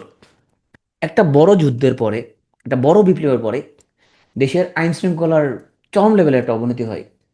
কারণ হচ্ছে প্রত্যেকে বিপ্লবের স্টেক নিতে যায়। এই ঘটনাটা আমাদের মুক্তিযুদ্ধের পরে আরও ভয়াবহভাবে হচ্ছে যে ঘটছিল। যাদের কষ্ট ছিল, তো ওরা বললো যে আমরা স্বাধীন করছি, তাহলে আমার কাছে আমি এখন মুদির দোকান থেকে কিছু কিনলে আমি বিল দিব না, আমি যা খুশি আমি তা করবো, আমি চাঁদা তুলবো, আমি টাকা পয়সা তুলবো, কারণ আমি মুক্তিযুদ্ধ করছি। আবার যে যুদ্ধ করে নাই সেও এখন স্টেক নেওয়ার জন্য আগে আসছে। আবার হয়তো মুক্তিযুদ্ধের আগে ওর সাথে জমি জমা নিয়ে কারোর সাথে বিরোধ ছিল, তো ওর কোলো ও রাজাকার ওরা আমি মেরে ফেলবো। হ্যাঁ, তাহলে মুক্তিযুদ্ধের পরে তখন আইনশৃঙ্খলার যে ভয়াবহ অবনতি তার একটা কারণ ছিল অস্ত্র ছিল যাদের কাছে, ওরা তখন অস্ত্রের প্রচুর রকমের মিস ইউজ করছে। অনেকে অস্ত্র জমাই দেয় নাই, যেমন সর্বহারারা ওরা কিন্তু অস্ত্র জমা দেয় নাই, এবং সেই অস্ত্র নিয়ে ভীষণ রকম মিস ইউজ করা হয়েছে। এবং মুক্তিযুদ্ধের পরেও কিন্তু ব্যাপক আমাদের এরকম ক্ষয়ক্ষতি হয়েছে। স্বাধীনতা যুদ্ধের সময় অপারেশন জ্যাকপটে নৌ কমান্ডারদের যেখান থেকে সাংঘাতিক নিতে দেওয়া হতো সেটা ছিল স্বাধীন বাংলা বেতারের গানে, যে কখন কোন গান বাজলে ওরা কখন অ্যাটাক করবে সেটা তখন তার এরকম ফেসবুক ছিল না বা মোবাইলে দেওয়া যেত না। আমাদের মুক্তিযুদ্ধে একটা ট্র্যাজিক ঘটনা হচ্ছে মুজিব বাহিনী। এই মুজিব বাহিনী মে মাসের শেষ দিকে শেখ ফজল হক মনি, আব্দুর রাজাক, তোফাল আহমেদ ও সিরাজুল আলম খান 4 যুগ নেতার উদ্যোগে একটা বিশেষ বাহিনী গঠন করা হয়। এই বিশেষ বাহিনী কিন্তু তাজউদ্দিন আহমেদের নিয়ন্ত্রণে ছিল না। এরা তাজউদ্দিন আহমেদের কোনো কথা শুনতো না, এবং এরা কী করে তাজউদ্দিন আহমেদ নিজে জানতো না এরা কী করতেছে আসলে। এবং ভারতীয় মিত্র বাহিনীর সেনাপতি জেনারেল অরোরার নিয়ন্ত্রণের বাইরে ছিল। এদের কার্যক্রম ছিল খুবই গোপন, এবং তাজউদ্দিন নিজে জানতো না যে এরা আসলে কী করতেছে, তাজউদ্দিন কোনো কথা এরা শুনতো না। এটা ভারতের দেরাদুন পাহাড়ে এদের প্রশিক্ষণ এবং পরিচালনার দায়িত্ব ছিল জেনারেল সুজন সিং উবান, এবং শেখ ফজল হক মনি মুজিব বাহিনী প্রধান হিসেবে দায়িত্ব পালন করেন। ক্র্যাক প্লাটুন, এটা হচ্ছে দেখো আমাদের জুলাই বিপ্লবে যেরকম আমরা দেখলাম যে যাদেরকে বলা হইতো যারা কোনো আই হেট পলিটিক্স, পলিটিক্স বুঝো না, প্রাইভেট ইউনিভার্সিটির লোকজন, যারা পলিটিক্স বুঝো না বলে ধরা ধরা হইতো ধনীদের সন্তান, যারা দেশের কিছু নিয়ে যায় আসে না। পর আমরা কি দেখলাম 18 জুলাই থেকে আসলে ওদের অনেক যায় আসে, ওরা তো খুব বিসিএস খুব কম দেয়, তারা রাস্তা নামছে এখানের মধ্যে। তাহলে আমাদের একাত্তর সালে এরকম দেখবো খুব পশ ফ্যামিলি, ধনী ফ্যামিলির লোকজন। দেখো এখানের মধ্যে তোমার জাহানারা ইমামের ছেলে রুমি। দেখো এখানে কি লেখা, ক্র্যাক প্লাটুন। যদিও প্লাটুন বানান তোমার এই যে বোঝা যাচ্ছে না, ক্র্যাক প্লাটুন কি লেখা, গেরিলা সেক্টর 2। ওরা গেরিলা অপারেশন চালাইতো, হিট অ্যান্ড রান। তাহলে ঢাকা শহরে এই গেরিলা আক্রমণ পরিচালনা করে একদল তরুণ মুক্তিযোদ্ধাদের ওরা 2 নম্বর সেক্টরে একটা স্বতন্ত্র একটা ইউনিট বানালো, যার নাম হলো ক্র্যাক প্লাটুন। ক্র্যাক প্লাটুন কেন? কারণ খালেদ মোশাররফ এদের যে দুঃসাহসী যে অভিযানের কারণে এদের নাম দিছে this all are crack people, সেখান থেকে ক্র্যাক প্লাটুন আসছে। যে ওরা দেখো ইন্টারকন্টিনেন্টালের সেন্টারে যায় হচ্ছে পাকিস্তান, যখন ওইখানে ইন্টারকন্টিনেন্টালে ওরা কনফারেন্স আয়োজন করছে, সবাইকে ডাকছে যে এখানে এখানে খুব শান্ত, কোনো ঝামেলা নেই এখানের মধ্যে, সব কুল আছে এখানের মধ্যে। তো এখানে যুদ্ধ যে হচ্ছে এটা আন্তর্জাতিক মহলকে দেখানোর জন্য ওরা ওইখানে যায় গ্রেনেড মারে চলে আসছে। হ্যাঁ, তো সেখান থেকে ওদের নাম হচ্ছে ক্র্যাক ক্র্যাক প্লাটুন। চূড়ান্ত বিজয় ও পাকিস্তান বাহিনী আত্মসমর্পণ, এখানের মধ্যে সাল তারিখ সময় সব কিছু গুরুত্বপূর্ণ। চূড়ান্ত বিজয় সময়টা হলো 16 ডিসেম্বর 1971, বারটা হলো বৃহস্পতিবার। আমাদের 1952 সালের 21 ফেব্রুয়ারি কিন্তু সেম বৃহস্পতিবার ছিল, বিকাল 4:31। স্থান ঢাকার রেসকোর্স ময়দান, বর্তমানে সরাদ্দি উদ্যান। পাকিস্তান বাহিনীর আত্মসমর্পণ কারাগারে যৌথ বাহিনীর কাছে। এখানে 91,000 সৈন্য, প্রচলিত 93,000 সৈন্য এখানে আত্মসমর্পণ করে। আর আত্মসমর্পণ দলিলে স্বাক্ষর করে দুজন, যৌথ বাহিনীর পক্ষে লেফটেন্যান্ট জেনারেল জগজিৎ সিং অরোরা, আর পাকিস্তানের পক্ষে আমির আবদুল্লাহ খান নিয়াজি। আর এই বৈঠকে বাংলাদেশের পক্ষে প্রতিনিধিত্ব করেন একে খন্দকার। 16 ডিসেম্বর দীর্ঘ 9 মাস রক্তক্ষয়ী যুদ্ধের পর 30 লক্ষ প্রাণের বিনিময়ে অর্জিত হয় আমাদের স্বাধীনতা। তাহলে এই হয়ে গেল আমাদের চূড়ান্ত বিজয়। এখন আসলে আমরা আরও কিছু তথ্য করি। স্বাধীনতাকালীন বাংলাদেশের জেলা ছিল 19টা। আর 19টা জেলার মধ্যে প্রথম শত্রুমুক্ত হয়ে হচ্ছে যে যশোর, যেটা অলরেডি আমরা পড়াই ফেলছি। আর সর্বপ্রথম যে এলাকা শত্রুমুক্ত হয় সেটা হচ্ছে যশোরের সাথে সিলেট। আসলে সুবর্ণ জয়ন্তী মানে 50 বছর। হ্যাঁ, তো 16 ডিসেম্বর 2021 সালে বাংলাদেশের বিজয় দিবসে সুবর্ণ জয়ন্তী পালিত হয়। আর দেখো কিছু বেসিক জিনিসের মধ্যে প্যাচ লাগাবে না। স্বাধীনতা দিবস 26শে মার্চ, আর বিজয় দিবস 16 ডিসেম্বর। হ্যাঁ, তাহলে এগুলো মধ্যে প্যাচ লাগাবে না, সহজ সহজ জিনিস।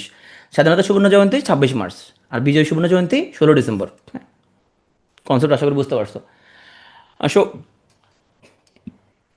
আমরা দেখি যে আমাদের মুক্তিযুদ্ধের সময় আমাদের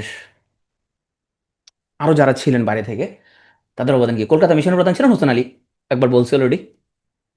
দিল্লি মিশনের প্রধান ছিলেন হুমায়ুন রশিদ চৌধুরী। যুক্তরাষ্ট্র কানাডা ছিলেন এমআর সিদ্দিকী। ওনাদের ভূমিকা ছিল ভীষণ রকমের। ওনাদের বহির্বিশ্বে যোগাযোগ মেনটেন করা লাগছে, প্রচার প্রচারণা চালানো লাগছিল। 1971 সালে মুক্তাঞ্চল থেকে প্রকাশিত পত্রিকার নাম জয় বাংলা। উপদেষ্টা ছিলেন প্রয়াত রাষ্ট্রপতি জিল্লুর রহমান। মুক্তিযুদ্ধকালে লন্ডনে প্রতিষ্ঠিত বাংলাদেশ দূতাবাসের হাইকমিশনার ছিলেন বিচারপতি আবু সাইদ চৌধুরী। তিনি পরবর্তীতে বাংলাদেশের প্রেসিডেন্ট হবে, আমরা ওনাকে প্রেসিডেন্ট বানাবো, পরবর্তীতে সংবিধান শাসনে পড়াবো। বহির্বিশ্বে সরকারের বিষয়দূত। সম্মানসূচক খেতাব বীরশ্রেষ্ঠ 7 জন, বীরোত্তম 68 জন, বীর বিক্রম 175 জন, বীর প্রতীক 426 জন। ওই যে তোমাকে প্রথমে যে বলছি যে এখন আমাদের মুক্তিযুদ্ধে যাদের ভূমিকা ছিল, এর মুক্তিযুদ্ধে তো ভূমিকার জন্য সে বীরোত্তম পাইছে বা বীর বিক্রম পাইছে বা বীর প্রতীক পাইছে, ওটা তো মুছে যায় নাই। তাহলে ওদের টাইটেল কেড়ে নেওয়া হয়েছে পরবর্তীতে, বীরোত্তম 1 জন, বীর বিক্রম 1 জন, বীর প্রতীক 2 জন। তো টাইটেল এখন ফিরে দেওয়া হয় নাই। প্রশ্ন হচ্ছে পরীক্ষার জন্য এটা 1 কোটি স্টারের টপিক, তাহলে পরীক্ষায় তুমি কি দিবা?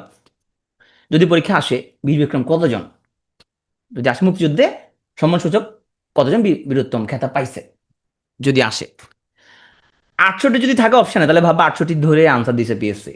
যে 68 যদি থাকে, 175 যদি থাকে তাহলে 175 আনসার, 426 যদি থাকে অপশানে তাহলে 26 আনসার, যদি না থাকে তাহলে 424, না থাকলে 174, থাকলে 67। কারণ এখানে মোট 4 জনের, তাহলে মোট কতজন হয়? 676 জন হয়।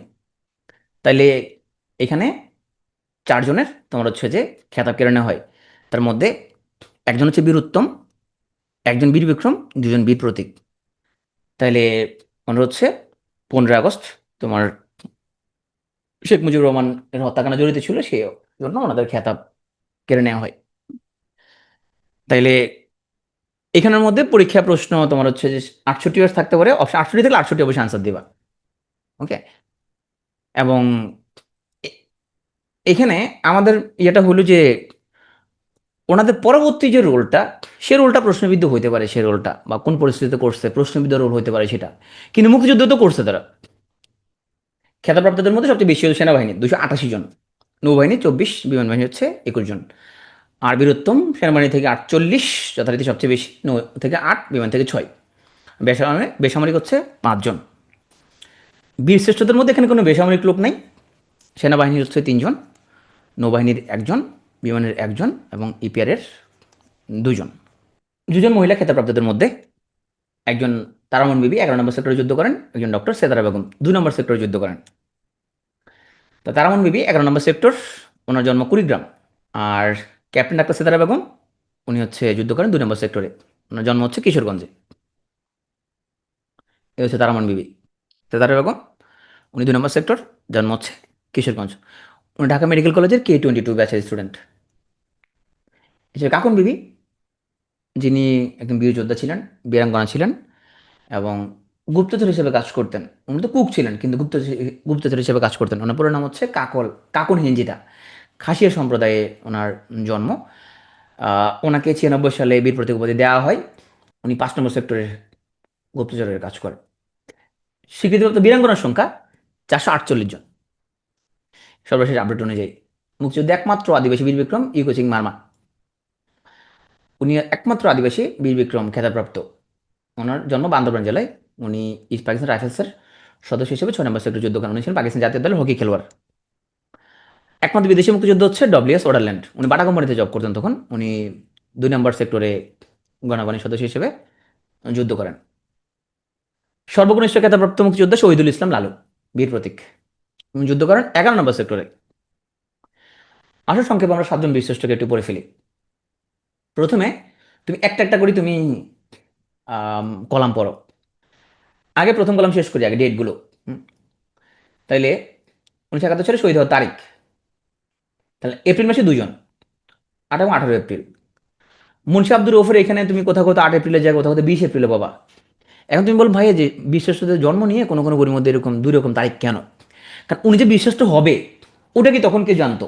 ওটা কি জানতো না। তাহলে ওনাদের মৃত্যু স্পেসিফিকলি হয়তো কেউ লিখে রাখে নাই, হয়তো ওনাদের কোনো সহকর্মীর কাছ থেকে শুনে হয়েছে। এই জন্য তোমার একটা দুটো তারিখ নিয়ে একটু বিভিন্ন বইয়ের মধ্যে বিতর্ক দেখবো। তবে এখানে আমার স্লাইডের মধ্যে আমি চেষ্টা করছি তোমার সবচেয়ে নির্ভুলটা রাখার জন্য।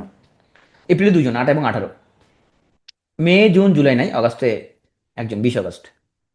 সেপ্টেম্বরে 1 জন, 5 সেপ্টেম্বর। অক্টোবর 1 জন, 28 অক্টোবর। ডিসেম্বর 2 জন, তোমার বিজয়ের একদম ক্লোজ, 10 এবং 14 ডিসেম্বর। তার প্রথমে কলামগুলো দেখো, এবার নামগুলো দেখো। 8 এপ্রিল মুন্সি আব্দুর রৌফ, 18 সিপাহি মোস্তফা কামাল, 20 আগস্ট মতিউর রহমান, 5 সেপ্টেম্বর নূর মোহাম্মদ, 28 অক্টোবর হামিদুর রহমান, 10 ডিসেম্বর রুহুল আমিন, একদম শেষ দিকে। সবার শেষে মহিউদ্দিন জাহাঙ্গীর। সবার আগে তুমি মনে রাখো রোজা, সবার আগে রৌফ, সবার শেষে জাহাঙ্গীর। তো সবার আগে রৌফ, সবার শেষে জাহাঙ্গীর।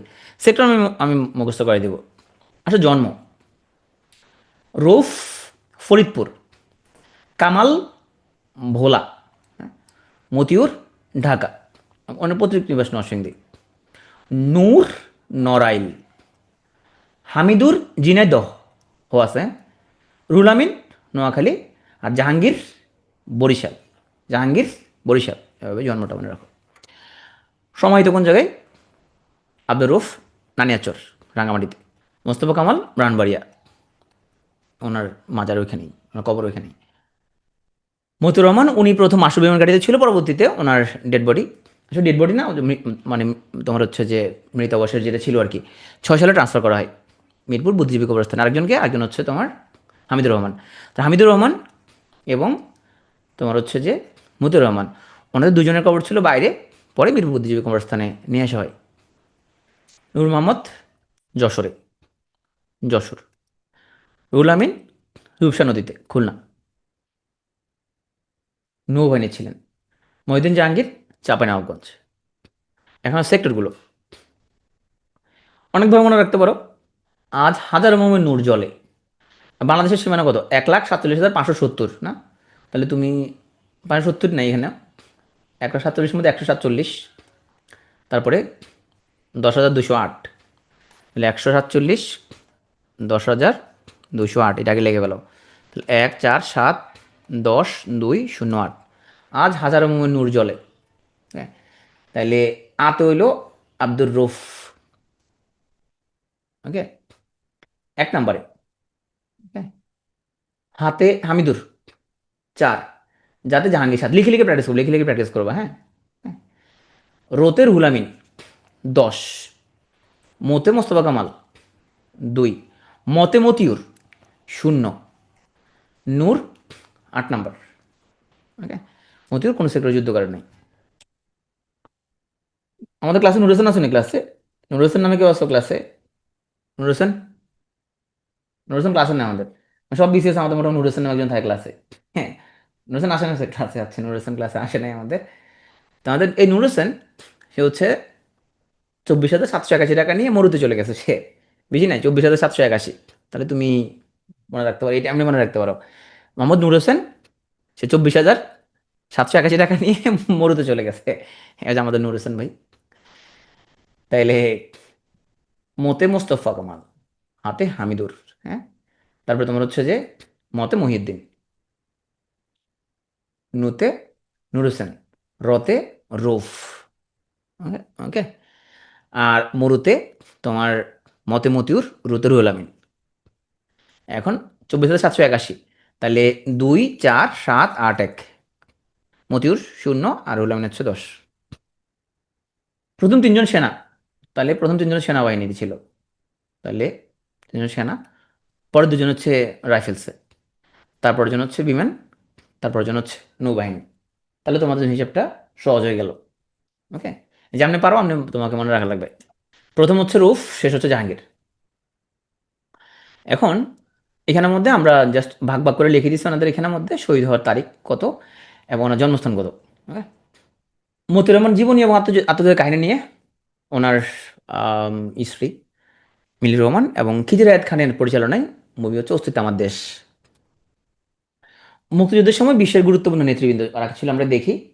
ভারতের প্রেসিডেন্ট ছিল ভিভি গিরি, প্রধানমন্ত্রী ইন্দিরা গান্ধী। তার প্রধানমন্ত্রীর নাম আমরা জানি, প্রেসিডেন্টের নাম সাধারণত আমরা ভুলে যাই। সোভিয়েত ইউনিয়নের প্রেসিডেন্ট ছিল নিকোলাই পদগর্নি, প্রধানমন্ত্রী ছিল আলেক্সাই কোসিগিন। যুক্তরাজ্যের, ওদের প্রেসিডেন্ট না, ওদের রাজা, ওদের প্রেসিডেন্ট নেই, প্রধানমন্ত্রী হচ্ছে এডওয়ার্ড হিথ। যুক্তরাষ্ট্রের প্রেসিডেন্ট হচ্ছে নিক্সন। এখন আমরা, তোমরা যদি এটা ভুল করি, যে হেনরি কিসিঞ্জার, তাকে আমরা পররাষ্ট্রমন্ত্রী মনে করি। হেনরি কিসিঞ্জার পররাষ্ট্রমন্ত্রী হয়েছে, সেটা পরের ঘটনা। হেনরি কিসিঞ্জার ছিল নিরাপত্তা বিষয়ক উপদেষ্টা। হেনরি কিসিঞ্জার দুর্দর্শ ছিল সে, মারাত্মক। হ্যাঁ, আর পররাষ্ট্রমন্ত্রী ছিল উইলিয়াম পি রজার্স। আর তখন জাতিসংঘের মহাসচিব ছিল উথান্ট। বিদেশিদের অবদান একটু দেখি। সাইমন রিং, উনি ছিল 21 ডিবির তোমার উদ্যোক্তা। উনি ব্রিটিশ ডেলি, ওনাকে কিন্তু বাংলাদেশের নাগরিকত্ব দেওয়া হয়েছে সাইমন রিংকে। উনি ব্রিটিশ ডেলি টেলিগ্রাফের সাংবাদিক ছিলেন এবং বহির্বিশ্বে সর্বপ্রথম পাকিস্তানি বর্বরতার খবর প্রকাশ করেন। 2012 সালে ওনাকে বাংলাদেশ মুক্তিযুদ্ধ মন্ত্রী সম্মাননা প্রদান করা হয়। উনি 21 সালে রোমানিয়া মারা যান। অ্যান্থনি মাসকারেনাস, উনি পাকিস্তানের মর্নিং নিউজ পত্রিকার সাংবাদিক ছিলেন। অ্যান্থনি মাসকারেনাস, উনি হচ্ছে যে ওনার জন্ম ভারতে কিন্তু উনি পাকিস্তানি ছিলেন। তাহলে দেখো, একজন পাকিস্তানি সাংবাদিক, তবে এই নিউজ প্রকাশের আগে ওনার পুরো পরিবার কিন্তু পাকিস্তান থেকে মুভ করে আগে উনি লন্ডনে নিয়ে যান, কারণ ওনার পরিবারের ঝুঁকিতে পড়তো। তো উনি সানডে টাইমস পত্রিকায় পাকিস্তানের দ্বারা গণহত্যা খবর প্রকাশ করে। মুক্তিযুদ্ধ নিয়ে ওনার দুটো বই আছে, দ্য রেপ অফ বাংলাদেশ এবং বাংলাদেশ লিগেসি অফ ব্লাড। এই হচ্ছে সাইমন রিংয়ের সেই বিখ্যাত প্রতিবেদন, tanks crush revolt in Pakistan, 7,000 slaughtered, homes burned, Simon Ring. আর এটা হচ্ছে অ্যান্থনি মাসকারেনাসের সেই বিখ্যাত তোমার হেরিটোরিয়াল জেনোসাইড। তখন তো আসলে ফেসবুক বা কোনো কিছু ছিল না। তাহলে ওনাদের এই পাবলিকেশনগুলো, ওনার এই কলামটা কিন্তু তখন খুব আলোড়ন সৃষ্টি করে। মানুষ বুঝতে পারে যে এখানের মধ্যে কিছু একটা ঘটতেছে, না জানতোই না এখানের মধ্যে কী ঘটতেছে, তাই না? অ্যালান গিন্সবার্গ, উনি একজন মার্কিন কবি। 9 সেপ্টেম্বর 1971 সালে কলকাতা থেকে উনি হচ্ছে যে তোমার যখন যশোরে আসেন প্রথমে, এখানে শরণার্থী শিবিরগুলো দেখে টেকে যাওয়ার পথে উনি এখানের মধ্যে উদ্বাস্তুদের দুর্দশাগুলো দেখেন এবং উনি তখন একটা কবিতা লেখেন, সেপ্টেম্বর অন যশোর রোড। এই কবিতাটা নিউ ইয়র্ক টাইমস পত্রিকায় প্রকাশিত হয়। মুক্তিযুদ্ধ অর্থ সংগ্রহের জন্য উনি কবিতা পাঠের আয়োজন করেন। ও যে বললাম, তুমি যখন কোনো ব্যক্তির অবদান যখন তুমি পড়বা, এখন একজন তোমাকে মরার সময় বাঁচাইছে, তুমি মার খেতেছিলে, বাঁচাইছে, আর পরবর্তী তার ব্যক্তিগত জীবনে সে হয়তো অন্য কোনো বিশ্বাসে। অ্যারন গিন্সবার্গ, উনি হচ্ছে তোমার আম, কি বলবো, সমকামী। তো এখন মুক্তিযুদ্ধে ওনার যতটুকু অবদান, তাহলে অতটুকু অবদানের জন্য উনি হচ্ছে, তুমি অতটুকু অবদান তোমাকে স্বীকার করতে হবে। তুমি যদি কও যে হচ্ছে যে সে তো সমকামী সে, হ্যাঁ, তাহলে তো ওটা, ওই বিভাজনটা করতে গেলে তুমি তখন একটা বড় বিপ্লবে যাদের রোল সেগুলো তোমাকে অ্যাভয়েড করতে হবে। এবং এটা হলো বাঙালির কমন খাসলত, যে তুমি বিপ্লবের পরে তুমি যাদের অবদান ছিল তাদের অবদানকে অস্বীকার করে ফেলা। আর্চার কে ব্লাড, উনি বাংলাদেশে নিযুক্ত একজন মার্কিন কূটনীতিক। তো উনি এখানে মুক্তিযুদ্ধকালীন পূর্ব পাকিস্তানে যুক্তরাষ্ট্রের দূতাবাসের কনসাল জেনারেল ছিলেন। হ্যাঁ, উনি কিন্তু যুক্তরাষ্ট্র সরকারকে তৎকালীন চলমান নৃশংসতা বন্ধে মানে কঠোর ভাষায় টেলিগ্রাম বার্তা পাঠায়। এটা কিন্তু পিটুয়ে টেলিগ্রাম না, ওই আমরা যখন টেলিগ্রাম করছি সেই টেলিগ্রাম না, কিন্তু আবার তুমি বলে ভাই তখন টেলিগ্রাম ছিল, এটাও টেলিগ্রাম না ওইটা, ওইটা আবার টেলিফোনের মতো লিখিত বার্তা যেটা আর কি। ওই সময় কি টেলিগ্রাম ছিল নাকি আবার। এবং ওনার যে গ্রন্থ the cruel birth of Bangladesh, memoirs of N American diplomat, এই গ্রন্থ গণহত্যার কথা উল্লেখ করেন। রবি শঙ্কর, উনি ভারতীয় সেতারবাদক, মুক্তিযুদ্ধকালীন সময়ে অর্থ সংগ্রহের জন্য উনি কনসার্ট ফর বাংলাদেশের আয়োজন করেন। জুলিয়ান ফ্রান্সিস, উনি যুক্তরাজ্যের নাগরিক, আর 1971 সালে ভারতের শরণার্থী শিবিরে যারা আশ্রয় গ্রহণ করে তাদেরকে উনি হেল্প করে। 2012 সালে বাংলাদেশ সরকার তাকে friends of liberation war honour পদকে ভূষিত করে। জর্জ হ্যারিসন, মার্কিন নাগরিক, উনি বিটলস ব্যান্ডের লিড গিটার বাদক, এবং কনসার্ট বাংলাদেশের প্রধান শিল্পী ছিলেন। রবিশঙ্করের আহ্বানে উনি কনসার্ট বাংলাদেশে যোগদান করেছিলেন। জ্যাকুয়ে, উনি ফরাসি, 13 ডিসেম্বর উনি একটা বিমান ছিনতাই করেন। এই বিমানটা মুক্তি দেওয়ার শর্ত দেওয়া হয় যে পুরো পাকিস্তানের স্বাধীনতাকামী মানুষের জন্য 20 টন ওষুধ ওই বিমানে তুলে দিতে হবে, তাহলে কেবল মুক্তি পাবে সে বিমানের সব যাত্রী। এই ঘটনা নিয়ে 1971 এবং কুয়ে নামে একটা চলচ্চিত্র নির্মিত হচ্ছে। এই তো কনসার্ট বাংলাদেশ, তারিখ 1 August 1971, new York medicine square, band দল দ্য বিটলস। এই বিটলসের প্রতিষ্ঠাতা ছিল জর্জ হ্যারিসন এবং রবিশঙ্কর। বাংলাদেশ শরণার্থীদের সাহায্য করা ছিল উদ্দেশ্য। এখানে আরও কিছু শিল্পী ছিল, তোমরা জানো এখানে একজন নোবেল বিজয়ী শিল্পী আছে ওনার, কি নাম, বব ডিলান। কয়েক বছর আগে উনি সাহিত্য নোবেল প্রাইজ পান। তাহলে Bob Dylan, George Harrison, so Eric Clapton, এটা তোমরা জানো নামগুলো। এই সেই কনসার্টের তোমার ticket, George Harrison and friends, বিকেল একটা হয়েছে এবং রাত একটা হয়েছে। মুক্তিযুদ্ধ অবদানের জন্য বিদেশি বন্ধুদের সম্মাননা, সর্বোচ্চ সম্মাননা হচ্ছে, তাহলে এই সম্মাননা চালু করা হয় 2011 সালে। রাষ্ট্রীয় সম্মাননা হলো 3টা। এটা তোমরা কালকে পরীক্ষা প্রশ্ন দেওয়া থাকবে এবং বেশিরভাগ লোকজন ভুল করবা। মুক্তিযুদ্ধ অবদানের জন্য বিদেশি বন্ধুদের জন্য সম্মাননার মধ্যে সর্বোচ্চ হচ্ছে বাংলাদেশ স্বাধীনতা সম্মাননা, একজন মাত্র পাইছে, কে, ইন্দিরা গান্ধী। দ্বিতীয় সর্বোচ্চ হচ্ছে মুক্তিযুদ্ধ সম্মাননা, মোট 15 জন পাইছে, যেখানে ভারতের সাবেক রাষ্ট্রপতি প্রণব মুখার্জি, তারপরে তোমার হচ্ছে যে পিয়ারে ট্রুডো, কানাডার সাবেক প্রধানমন্ত্রী জাস্টিন ট্রুডোর বাপ, ব্রিটিশ ত্রাণকর্মী জুলিয়ান ফ্রান্সিস, এবং যুক্তরাজ্যের সাবেক প্রধানমন্ত্রী লর্ড উইলসন। হ্যাঁ, প্রণব মুখার্জি তোমার আদি মুক্তিযুদ্ধ ওনাদের ওনার রোল আছে। তৃতীয় সর্বোচ্চ পুরস্কার হচ্ছে বাংলাদেশ মৈত্রী সম্মাননা। এখানে BBC, Akashvani, red cross, Oxfam, UNSCR, Kolkata বিশ্ববিদ্যালয় সহায়ক সমিতি, তাদেরকে তৃতীয় সর্বোচ্চ পুরস্কার দেওয়া হয়। আজকের ক্লাসটা অনেক বেশি ভাইটাল, অনেক বেশি গুরুত্বপূর্ণ। তোমরা এখনই তোমার স্লাইডগুলো দিয়ে দেওয়া হবে, তোমরা এখনই ক্লাস থেকে গিয়ে তোমরা হচ্ছে এই স্লাইডগুলো হচ্ছে যে এখনই রিভিউ করে ফেলবা। কালকে ক্লাস শুরুর আগে সবাই 9টা বাজে চলে আসবো অবশ্যই। প্রথম 10 মিনিট আমরা হচ্ছে এই স্লাইডের উপরে আমরা একটা কাহুত চ্যাম্পিয়নশিপ দিব, সেখানের মধ্যে আমরা প্রথম 10 জনকে হচ্ছে আমরা পুরস্কার দিব। ওকে, অত্যন্ত গুরুত্বপূর্ণ একটা ক্লাস হলো, এবং তোমার প্রিলি রিটেন ভাইবা, যদি তোমাদের রিটেন হবে না, ভাইবা সব জায়গার জন্য অত্যন্ত গুরুত্বপূর্ণ ক্লাস বাংলাদেশের মুক্তিযুদ্ধ। তো পুরো ক্লাসটা তোমরা মনোযোগী থাকার জন্য তোমাদের অসংখ্য ধন্যবাদ।